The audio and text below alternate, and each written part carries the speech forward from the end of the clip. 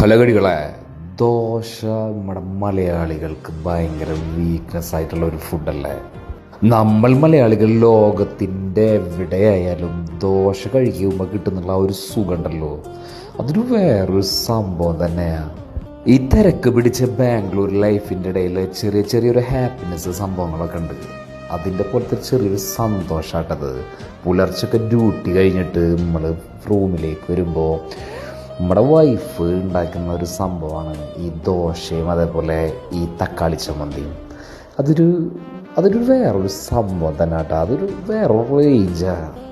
നമുക്ക് ലൈഫിൽ എത്ര പ്രശ്നങ്ങളുണ്ടെങ്കിലും നമ്മൾ ഡ്യൂട്ടിയൊക്കെ കഴിഞ്ഞ് റൂമിലേക്കൊക്കെ വന്ന് ഫുഡൊക്കെ കഴിക്കുമ്പോൾ കിട്ടുന്ന ഒരു സംഭവം ഉണ്ടല്ലോ, നമ്മൾ കുറച്ച് സമയത്തിന് നമ്മുടെ പ്രശ്നങ്ങളും പ്രോബ്ലംസൊക്കെ നമ്മൾ മറന്നു പോകും.